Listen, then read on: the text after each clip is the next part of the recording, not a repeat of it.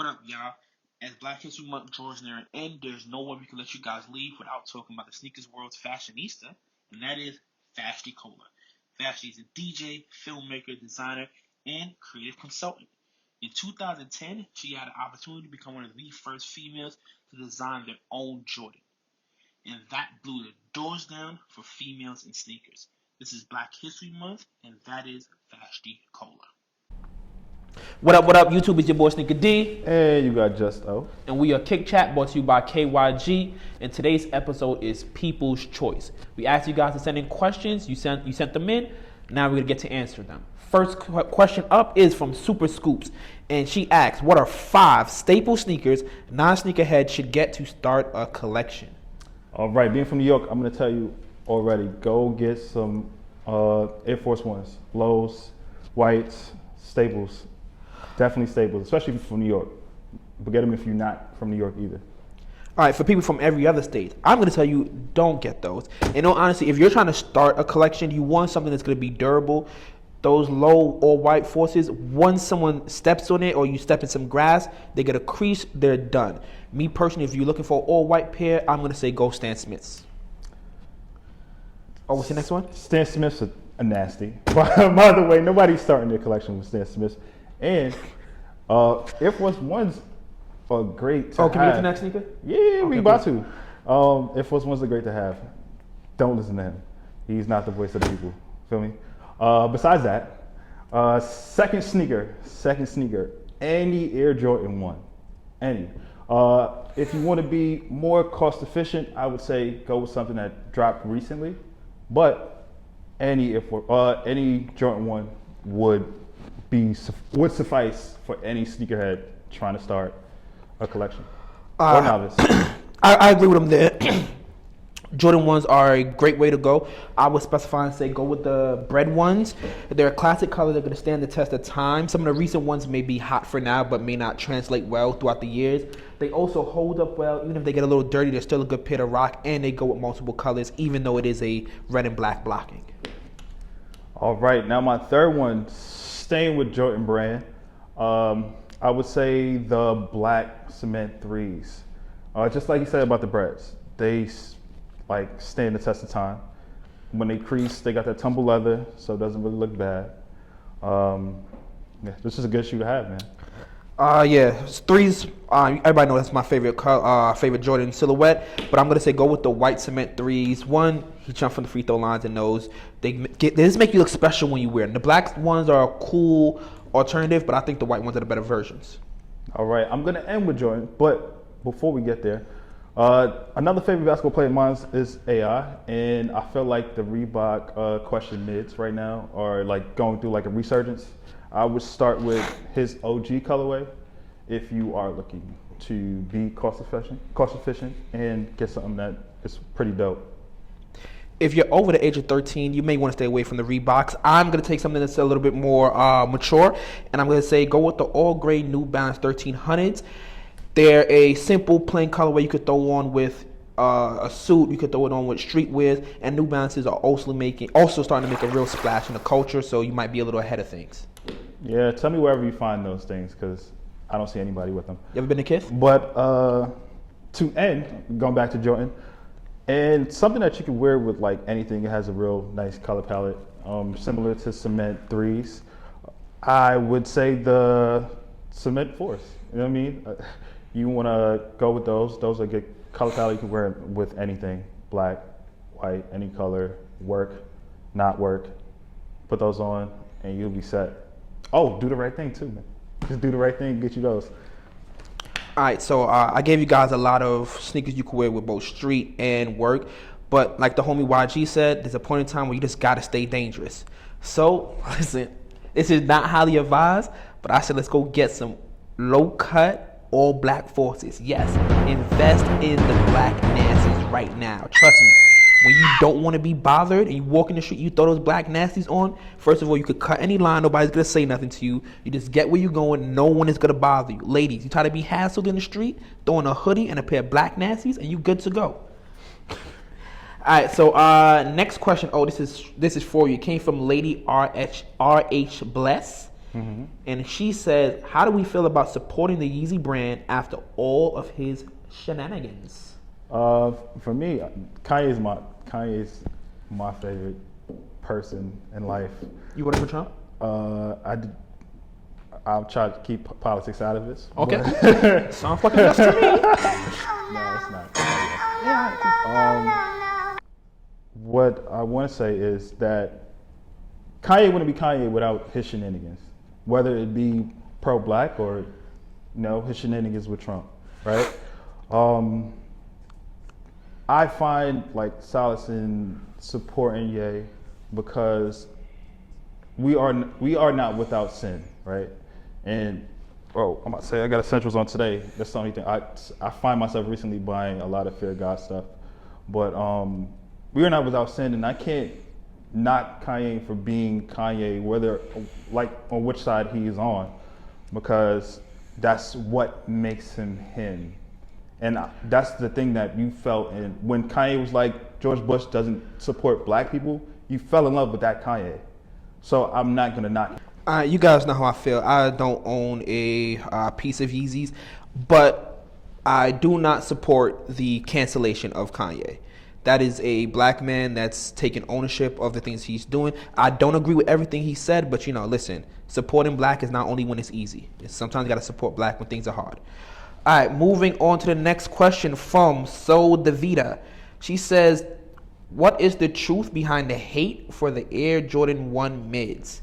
So Davida, thank you for the question, and I just want to know, did Chad send you? I could tackle that one first. I don't really think there's. I felt like mids saw a resurgence with the collaboration of like Blue to Great and all the other people that were doing mids before, like.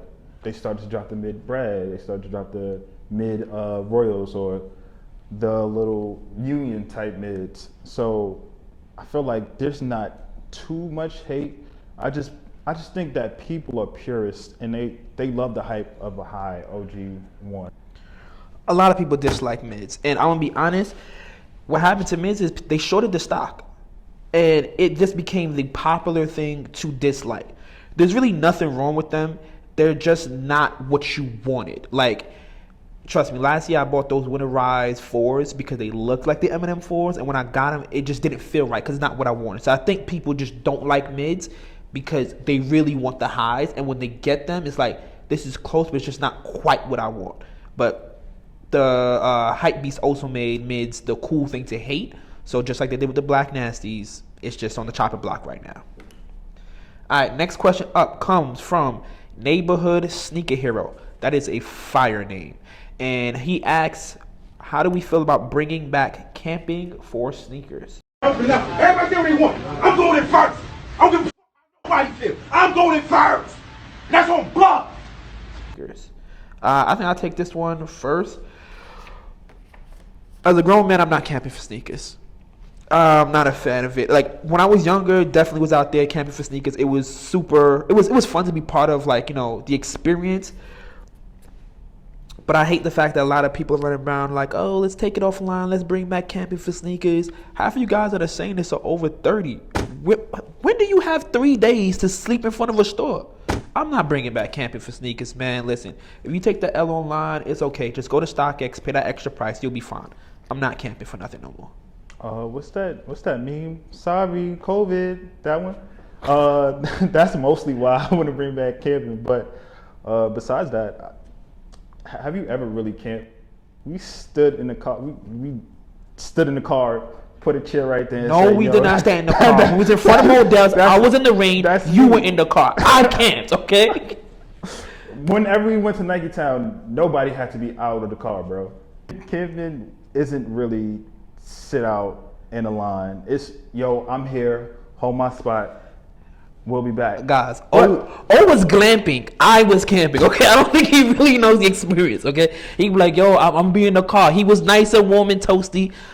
I was in the fields. Camping is good in my books. All right, moving on to the next question from Olas Killer. He says, does shoes lose or gain appeal because of the hype? I can answer that. They gain appeal.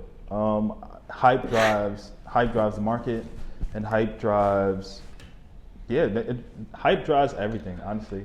If there's no hype behind a shoe, then, like you said with the mids, it won't drive that market. Nobody will want it. It won't be the sneaker that you desire to have, and then it sits. All right, and now we are going to end the episode with a question from Cooley High. And it says, are you a collector or a hype beast if you only have sneakers from the past 2 years? I'll start this one. That depends on your age. If you are in high school or early college and you have sneakers from the past 2 years, that's okay because like that's when a lot of us start really collecting. But you aren't a collector yet. At that point, you're just a sneakerhead. But if you're a grown man, you're talking about, oh, I'm a sneakerhead or I'm a collector, you only have stuff from the last 2 years, I'm not going to say you're a vulture. I'm going to say you're new into the culture and you just need to just take that novice role and just ride it out until you actually build something with the community. Like, you can't be a collector or for just 2 years of work. I'll agree with you on the fact that you can't be a collector off 2 years of work.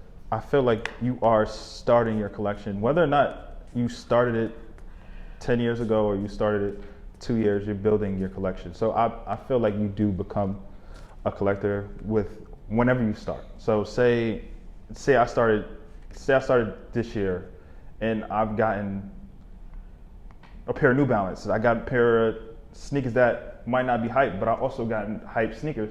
I'm a collector. Like, I'm collecting sneakers. I'm building my collection. You're building your collection. You don't have a. You can be a collector without a collection. What makes a collection is a question. Like, can you become a collector in 1 year by getting a Basquiat that's 50 years old?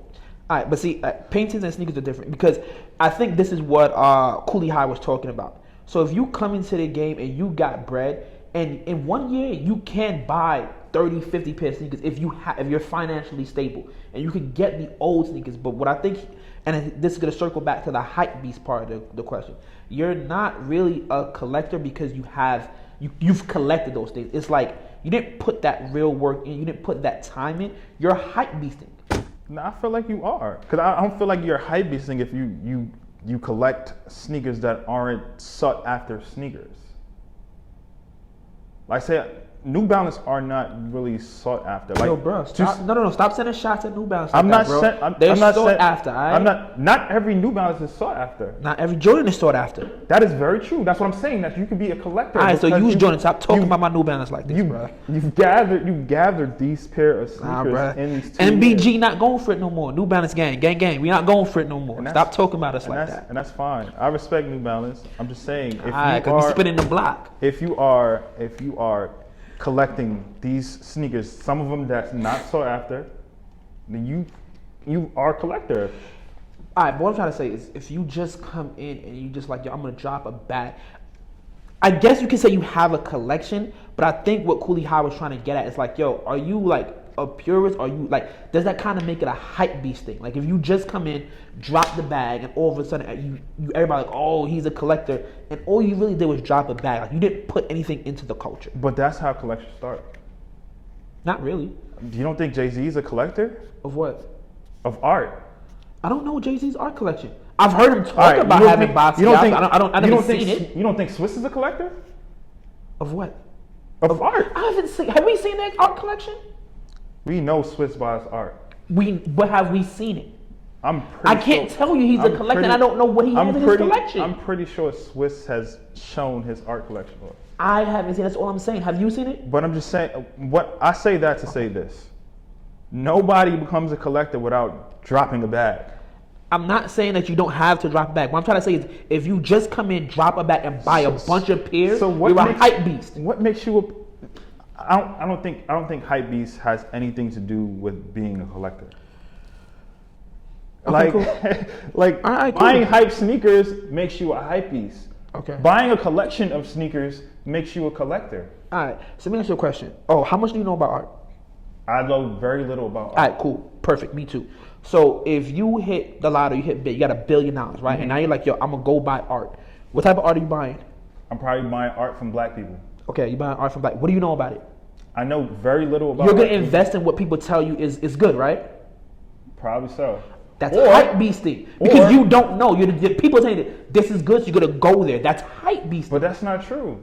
Because I'm probably going to buy something that people say is good. You're going to go with Basquiat first. But then I'm going to see... Which is good, but that's also the hype buy. But then I'm going to see something from a black artist that I'm like, hey, that is pretty good. I'm going to get it. I know I have these that people say are good, but I'm also going to get this. Am I not a collector because I have mostly things that are good? Huh? I'm sorry, I blanked out. Exactly, and that's why you believe that collecting art is collecting period is hype beast, because you're not paying attention long enough to see that collecting don't do that. Don't do that. Don't do that. Don't do that. Don't do that. Don't do that. What makes you a collector? You're right. Collecting in general is what makes you a collector. Listen, if you only got things from the last 2 years, you're a hype beast. I was trying to be very political about it. Now, if you only got things from the last 2 years and you're a grown man, you're a hype beast. You got in the culture because now it's cool. And that is because stupid. Years ago, when it wasn't cool, you wasn't doing it. Not everything in the last 2 years has been hype. Not everything in the last 2 years has been hype. Bro, last 2 years, sneaker collecting has become cool. When it wasn't cool, y'all wasn't doing it. Not everything in the last. When it wasn't cool, y'all wasn't doing it. All right, and until Jay-Z and Swiss B started talking about art, he wasn't talking about it either. All right. I probably wasn't. This is Kick Chat, brought to you by KYG, and that's our episode. And that's what happens when you scoff. Peace. Can you say bye to the people? Nah, see you later. We couldn't let the episode end like that, guys. 2 black men, we still friends. This is Kick Chat, brought to you by KYG. Black love, black power. Peace. Peace out.